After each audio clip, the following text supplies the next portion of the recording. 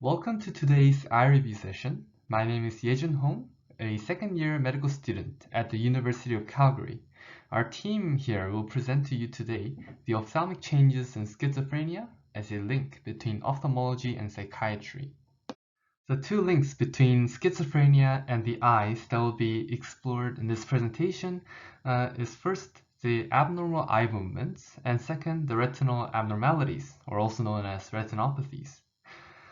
In abnormal eye movements, there are different levels of eye movements that can go wrong, from reflexic eye movements to conscious control from the brain that moves the eye in an organized fashion to take in visual information.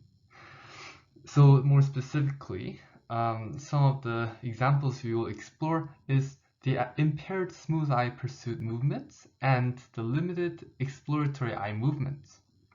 In terms of retinopathies, there are three solid findings in literature. First is the wider retinal venules for those with psychosis, and the thinning of a layer called retinal neural fiber layer, as well as reduction in the macular volume and area. And lastly, the increased perception of brightness and color intensity. This, in turn, also decreases contrast sensitivity. So before we delve further into making this connection between schizophrenia and the eyes, it's important, I think, to know what schizophrenia is. So schizophrenia is a psychiatric disease with psychosis that significantly impacts an individual's function. And while schizophrenia as a word means the splitting of the mind, schizophrenia does not mean a splitting of personality. Rather, schizophrenia describes an array of psychosis-related symptoms and behaviors. Schizophrenia is also a syndrome associated with many different symptoms associated with that, and it also has individual variations. And the symptoms are, as seen in these two pictures, classified into positive symptoms, negative symptoms, as well as cognitive ones, and we will explore this more in the next few slides. So there is a very important manual that psychiatrists often refer to, and this is called DSM-5, or the Diagnostic and Statistical Manual, the 5th edition. And this describes schizophrenia as a syndrome with two or more of the following 5 symptoms: delusion, hallucinations, disorganized speech, grossly disorganized or catatonic behavior, and negative symptoms. And one important point is that at least one of the symptoms that the patient is experiencing has to be one of the 3 bolded bullet points: delusions, hallucinations, and disorganized speech. Delusion is a firm belief in a concept or an idea, despite any evidence that might be to the contrary. So for example, the FM radio is a message transmitted by aliens. That could be one example of a delusion. Hallucination is a sensory perception, despite the source of the perception not being existent. So we have 5 senses, and the most common for schizophrenia is an auditory hallucination, where you hear noises or someone whispering or talking to you, despite there not being any sound in reality. There can also be visual hallucinations, where the patient see things. And there are also haptic or somatic hallucinations, where they might feel something on their skin or even inside. For example, they have a belief that someone implanted something in their brain, and they feel it. Last two, the gustatory or the taste sensation, and the olfactory hallucinations. These are rare. The catatonic and the negative symptoms are the last two. Catatonic behavior is divided into, there are 3 catatonic behaviors, including akinetic mutism, catatonic posturing, and wavy flexibility. In terms of negative symptoms, we have affective flattening, alogia, and avolition, and we will cover these in the next few. So the fourth symptom, the catatonic behavior, is a series of symptoms that involves lack of movement or communication overall. And we will describe three of these. The first is akinetic mutism, and this is exactly how it's described. Akinetic means no movement. Mutism means mute, lack of speech. And patient will experience both of these.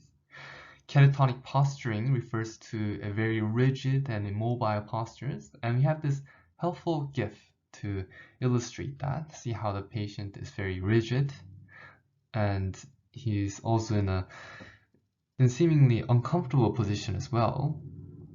And the GIF also demonstrates waxy flexibility.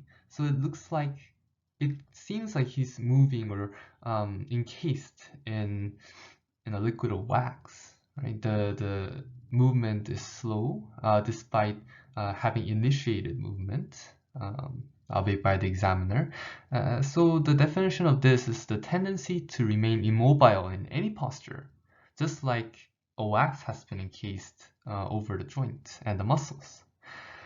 So upon the stimulus, and there is significant resistance, and as the muscles slowly release and the limbs start moving very slowly.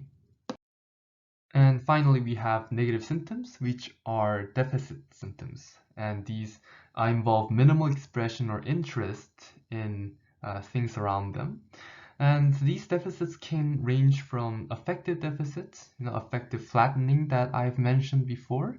And this refers to patient having minimal facial expression, and anhedonia, which is a lack of interest in any activities, blunted affect, which is the diminished affect we talked about, and poverty of speech or allosia that was mentioned earlier. They are lacking in the amount of speech when communicating with someone else. And one more thing to add is avolition. This is when the patient has no motivation whatsoever to initiate something, to perhaps improve or enjoy an activity, even their hobbies. So that was criteria A for schizophrenia. There are many other criteria to determine if the patient has schizophrenia. Part B is whether a patient has one or more social or occupational functions that are significantly impaired. This includes the aspect of work, whether the patient is working as efficiently as before, hobbies, relaxation, if the patient is able to enjoy and relax as much as he or she would have liked, as well as maintaining relationships. This is referring to whether the patient can effectively maintain and nourish the interpersonal relationships. And C is duration. So at least 1 month of class A symptoms that we talked about earlier, but that's not enough. In total, 6 months of these symptoms needs to be continuously observed for the patient to be diagnosed with schizophrenia. And if you look at the picture here, 1 month in total would just be a brief psychotic disorder. Between 1 and 6 months is called schizophreniform disorder, and more than 6 is schizophrenia. And these are just how the diseases are classified. So the pharmacological treatment to schizophrenia is antipsychotics. There are 2 types of antipsychotics, typical and atypical. Atypical antipsychotics like olanzapine, risperidone, they block dopamine D2 receptors as well as 5-HT or serotonin receptors. The typical ones, like haloperidol, only block D2 dopamine receptors.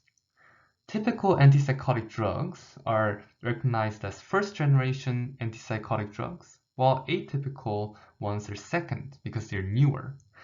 But they are also more expensive, although they have less severe side effect profiles. On the other hand, typical antipsychotic drugs are more affordable, but has more side effects, and are more likely to cause extrapyramidal motor control disabilities,